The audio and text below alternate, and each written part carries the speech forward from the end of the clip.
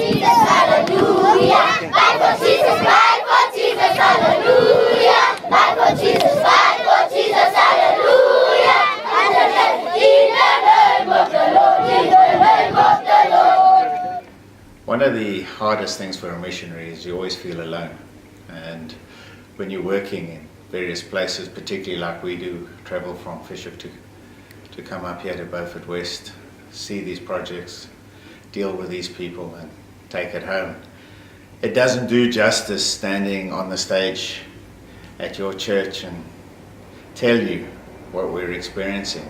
And so I really appreciate having Darren, Sammy and Carissa here to be with me, to sit in the dirt at the trash dump with me, to go and see the evils of what's happening with the prostitutes, to go and love the children at Stony and at Nozzies, and to go to Annex and see the street children being loved and have them share my joys, my sadness, be there to encourage.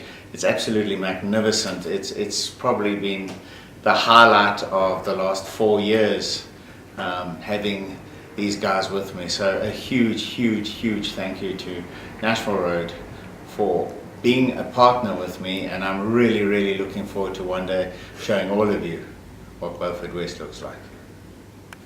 It would be easy to talk about much of the poverty and the sickness and the very sad state of affairs that we've seen here in South Africa. And lots of people, when we were coming out, were telling me to be careful and to watch myself and to expect all kinds of strange things. We've certainly seen some terrible things, but I think what has struck me more than anything else has been the huge inspiration that I've seen, that people feeding street children, people who work all day, then take them in their homes at night to protect them.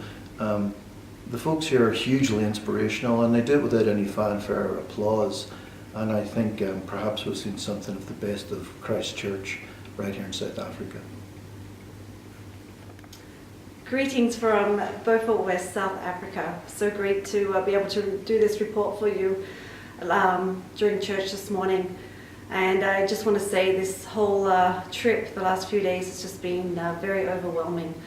We've seen everything from Nozzi's kitchen to Stoney's work, and all the projects that that you support here in Beaufort West.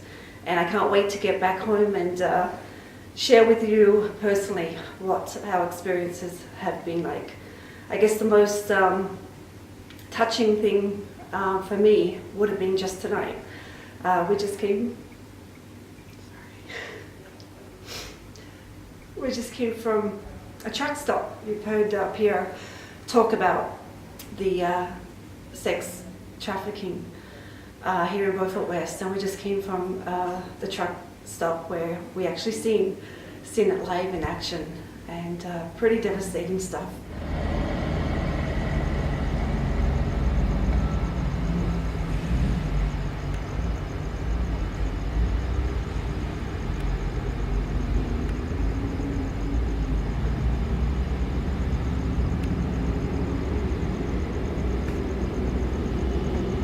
She's getting in there. Yeah.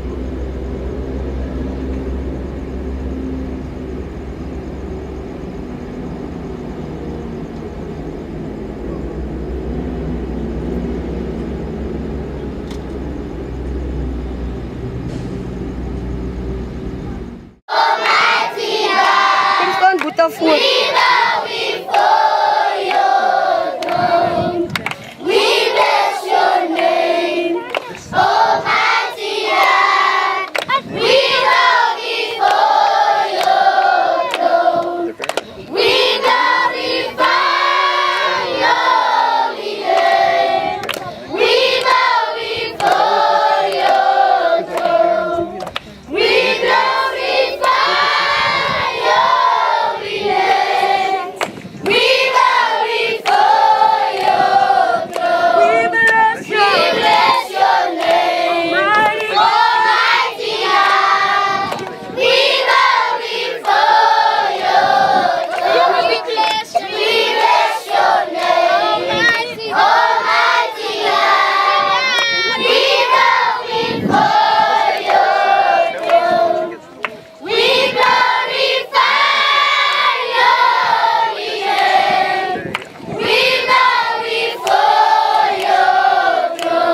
Yeah, come on. We just inspire your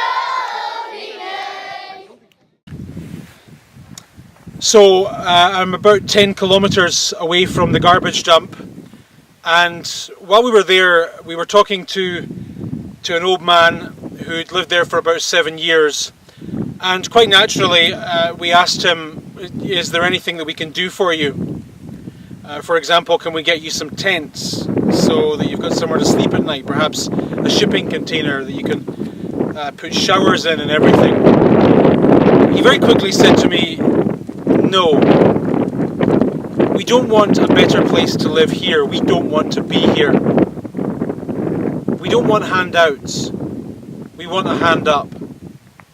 And then he said something that broke my heart. He said, we don't want our children to live as we've lived on this dump. And I can understand why. It's hell on earth. While we were there this afternoon, we saw an older man picking flesh off an old beef carcass.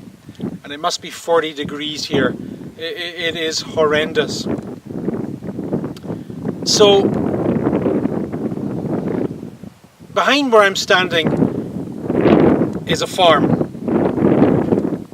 150 acres, currently for sale for $100,000.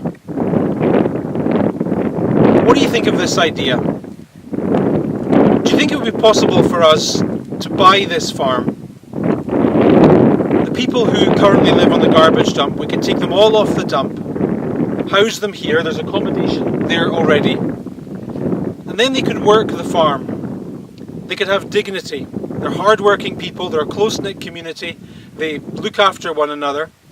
The adults could work the farm, the children would get to go to school.